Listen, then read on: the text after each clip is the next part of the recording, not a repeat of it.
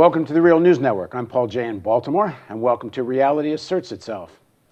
Ralph Nader first made headlines in 1965 with his book, Unsafe at Any Speed, a scathing indictment that lambasted the auto industry for producing unsafe vehicles. The book led to congressional hearings and automobile safety laws passed in 1966, including the National Traffic and Motor Vehicle Safety Act.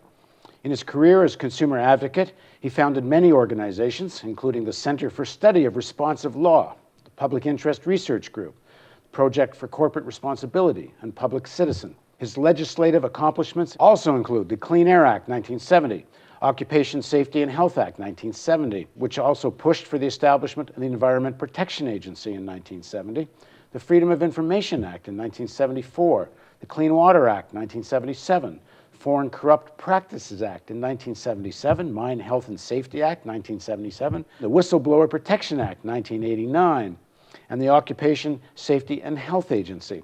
Nader was also a leading figure in the anti-nuclear movement of the 1970s and 80s, advocating for the total abolition of nuclear and fossil fuel energy in favor of energy conservation, solar energy, tidal, wind, and geothermal sources. He's also the author of several books, including Only the Super Rich Can Save Us, The 17 Solutions, Bold Ideas for Our American Future, and his most recent collection, Told You So, the Big Book of Weekly Columns. He's also a four-time candidate for the President of the United States, and he continues to be an outspoken critic of corporate power and its political influence over U.S. politics. And he joins us now in our studio in Baltimore. Thanks very much for joining us, Ralph. Thank you, Paul. So, most viewers know we usually start with people that we haven't done Reality Asserts Itself before. Our first segment's a little biographical, and then we get more into segments about what our guests think.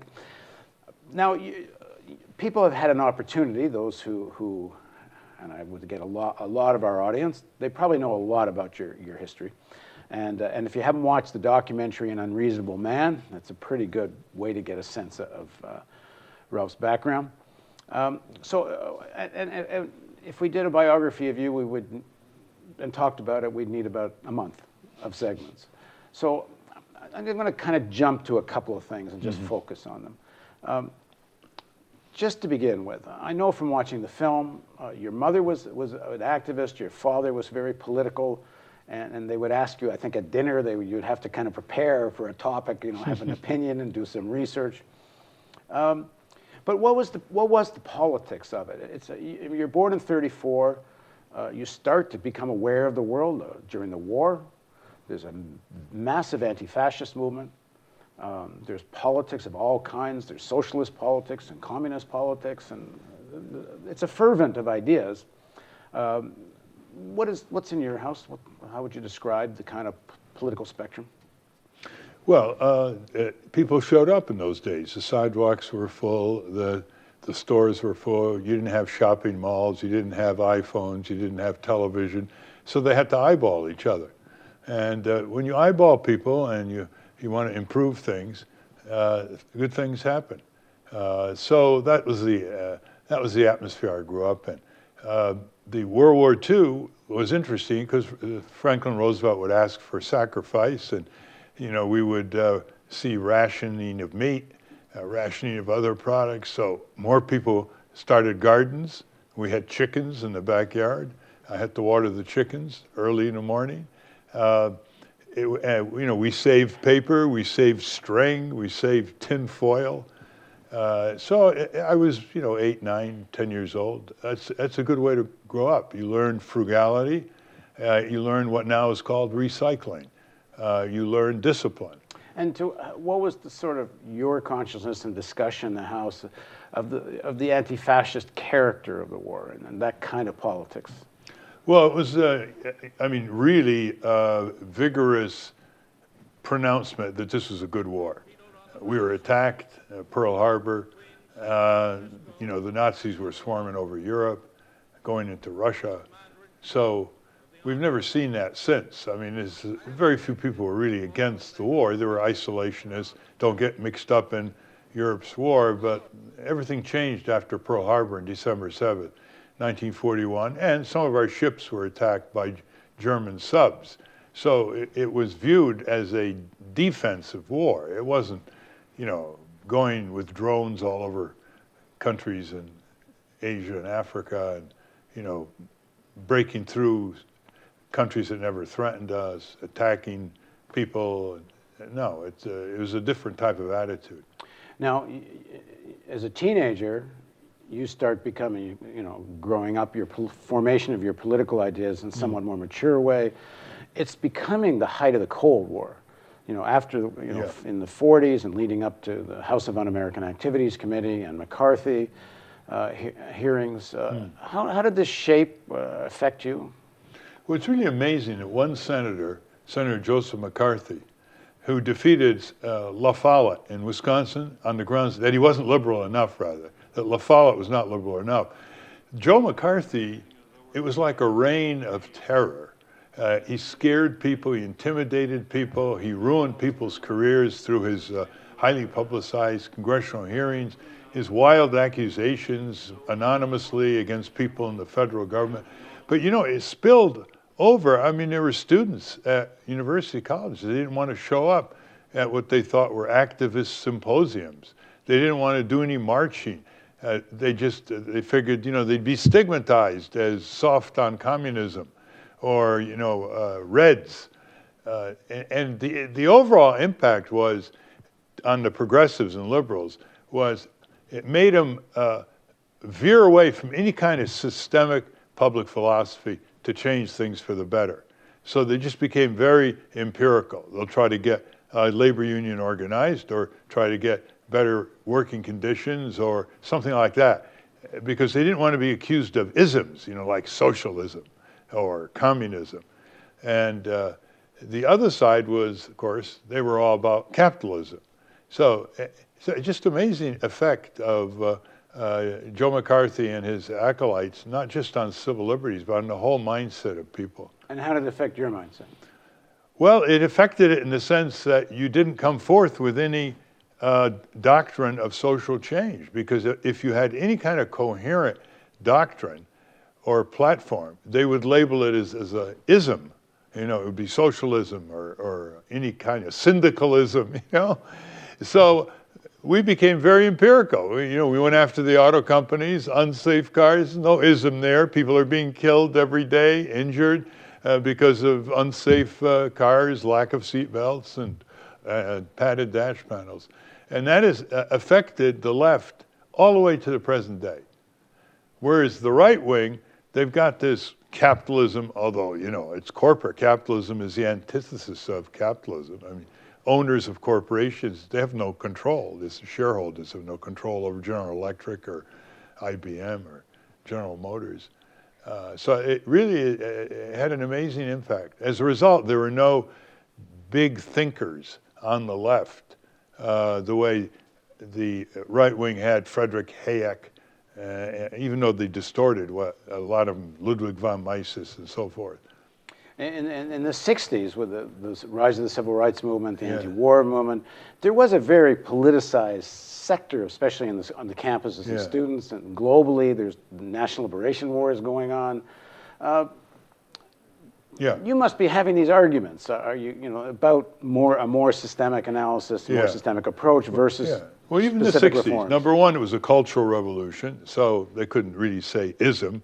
They might say wastralism or anarchism, but it wasn't some foreign ideology.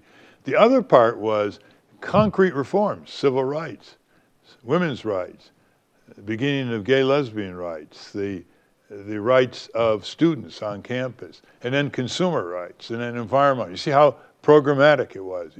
Everybody avoided linking it together and basically saying, big-time corporate capitalism is an omnicidal momentum. I mean, it just has one thing in mind, and it will destroy or weaken or co-opt anything in its way that is civic, that is democratic. In terms of your own beliefs, if we're talking this period of the 60s and leading into all the great list of legislative accomplishments, but in terms of your own thinking, did you believe this was a reformable system? That, step by step, you would have these pieces of legislation and more people would wake up and you would kind of get to a form of capitalism that you hoped it would be? No, because I mean, my father was a restaurant owner, and a small capitalism is nothing like giant multinational global capitalism. That's a completely different animal that has to control government to turn it against its own people, because government was basically the only countervailing force to these big corporations. So I believe that certain things could be ameliorated. I mean, cars could be made safer, food cleaner, medicines tested better, air cleaner, water cleaner, things like that. Because it didn't go to the fundamentals of corporate capitalism, although sometimes they would indicate that, oh, this was terrible. You know, it was going to end the auto. Henry Ford said it was going to end the auto industry, and to put some safety devices going back to World War I when they were invented, like seatbelts in cars. Yeah, I mean, I was quite aware of that, and I was ready for the backlash.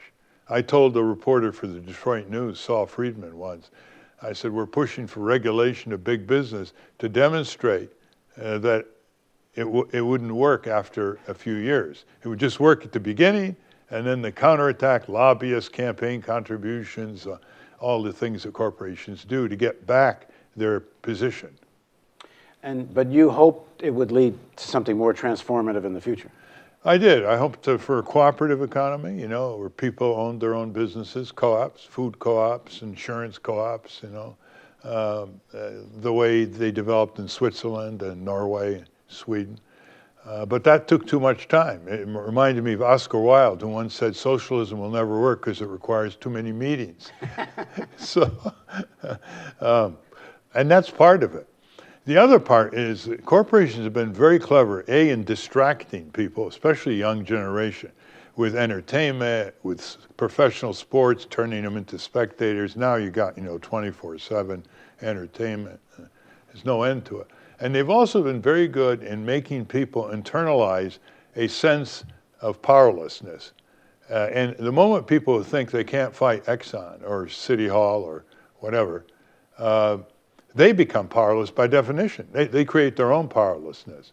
And so this whole growing movement for a higher minimum wage now, I mean, I've been saying for years, you know, what's wrong with the labor unions? What's wrong with the 30 million workers today who are making less today than workers made in 1968, adjusted for inflation, even though the productivity has doubled for workers?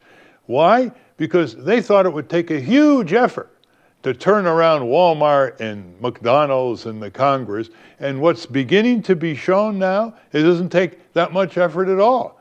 Already, it's rising to the top 3 or 4 issues for the Democrats. And why? Because you had like 4,000 or 5,000 workers once in a while getting out and demonstrating against McDonald's or having one-day strikes. And what we've been doing in Washington, getting the DC City Council, they just, you know, unanimously came behind $11.50 minimum wage. It's now $8 or so in the District of Columbia over 3 years. We haven't won yet, but the amount of effort put in is like pipsqueak. And if you made 10 pipsqueaks, you'd win. I mean, this book I wrote, 17 Solutions, I wanted the subtitle to be, it's easier than you think, people. But, you know, just think you're a little bit more powerful. The Constitution starts, we the people, not we the corporation. They don't even mention the corporation or company in the Constitution. So why do they rule us? Because we have disempowered ourselves by making excuses for ourselves.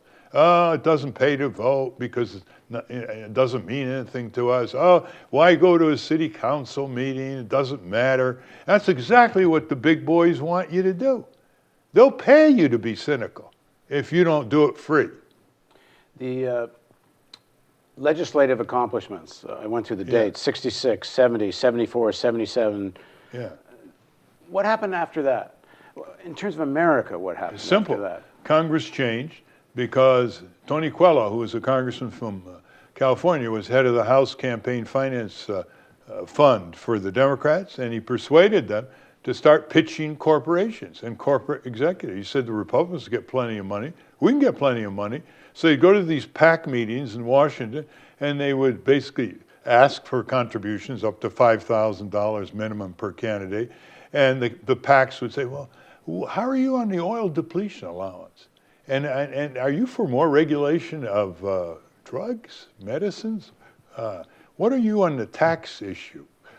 Just corrupted with Reagan becoming president too in the 80s. And you could see it was harder and harder to get congressional hearings, harder and harder to get decent judges to hear your case, harder and harder to get regulatory agencies to issue safety standards or even to make investigations. So money really corrupted the Democratic Party, because before that, they got most of their money from big labor, and the Republicans got it from big business. Now, it's like 40 times more money comes from commercial sources than from labor. So we started seeing the doors close in Washington.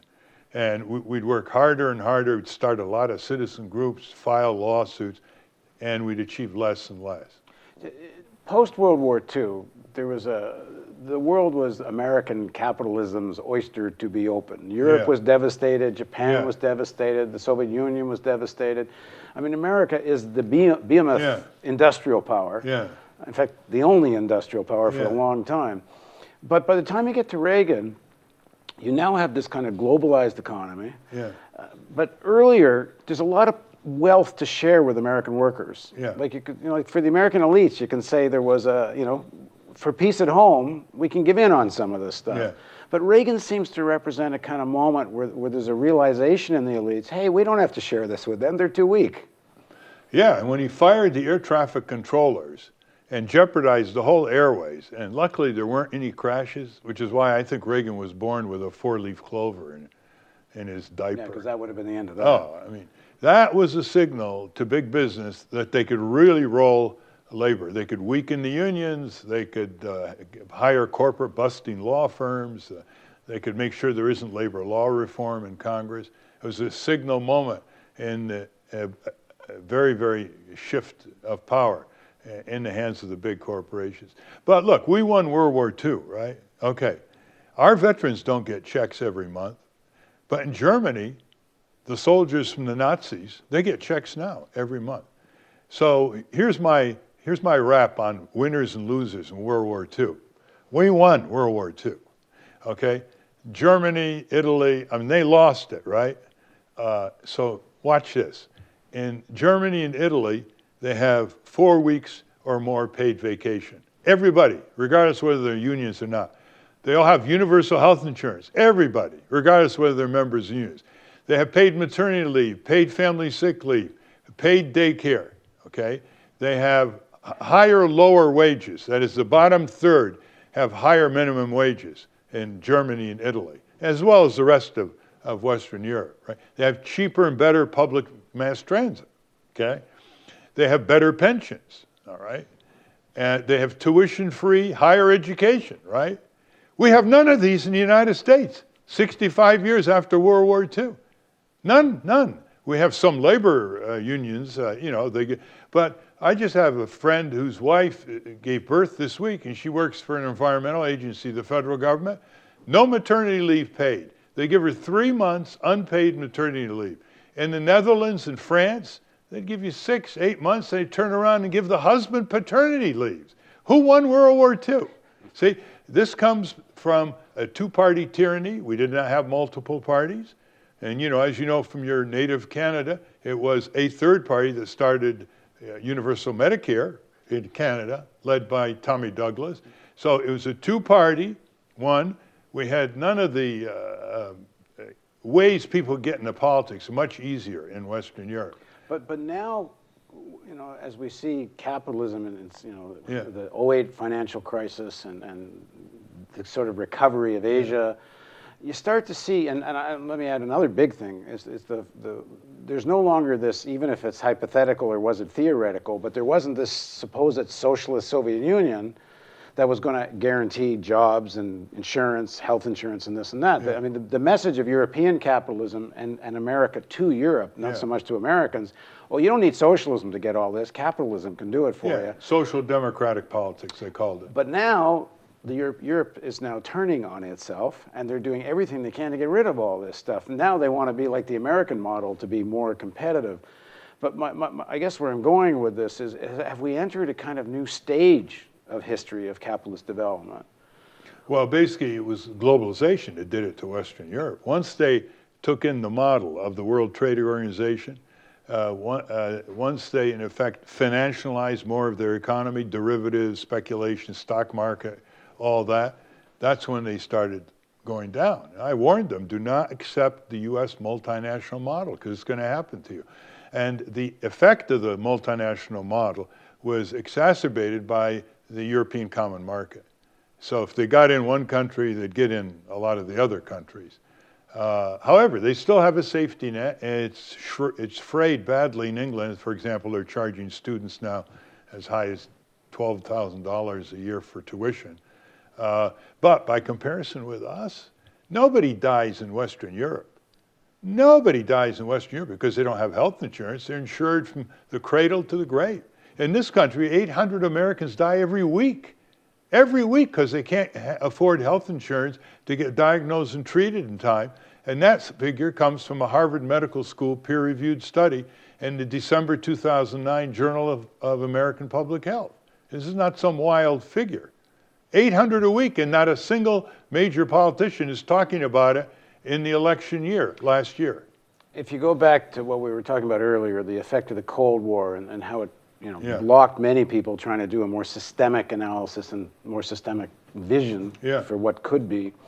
It seems to me that the thing that you're just not allowed to talk about here as a result of the Cold War is who owns stuff.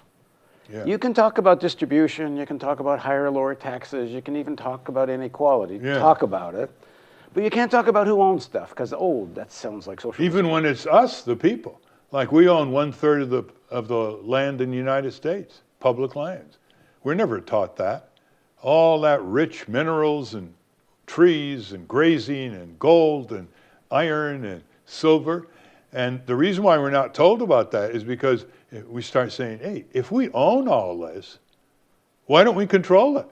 Why aren't we getting some of the results from all these minerals? Why do we give our minerals away to companies, domestic and foreign, under an 1872 Mining Act? We give it away for $5 an acre. You know, the Canadian gold giant, Barrick Corporation, well, they found gold on federal land in Nevada over 15 years ago, and they estimated it was $9 billion worth. And so under the 1872 mining law, they went to Washington and they documented their find with their geologists, and Washington had to give $9 billion worth of gold for $30,000 with no royalties back to Uncle Sam. So they don't want us to know we own the public airways. They don't want us to know, because otherwise we could have our own TV networks, our own radio. They don't want us to know we own that huge trillions of dollars of government research and development that built the aerospace industry, the semiconductor computer industry, the biotech industry, the containerization industry, half of the pharmaceutical industry, right? Never mind that 400 of the richest people in our country control as much wealth as the 95% of the rest of the country. No, I mean, that's beginning to be publicized, that the 1%, control. But the real dynamic that isn't being considered is if you start getting people saying, hey, we own all this stuff. Why are we paying such high price for drugs? That drug was developed with taxpayer money by the National Cancer Institute and the NIH. That's a federal agency. They gave it away to a drug company. See, so that's the real revolutionary education. It's that the biggest wealth of our country is owned by the people and controlled by corporations. Okay, in the next segment of our interview, I'm going to ask Ralph whether the kind of legislative reforms that he's so well known for, is it still possible to have these kinds of reforms? So please join us for the continuation of our series of interviews with Ralph Nader on Reality Asserts Itself on the Real News Network.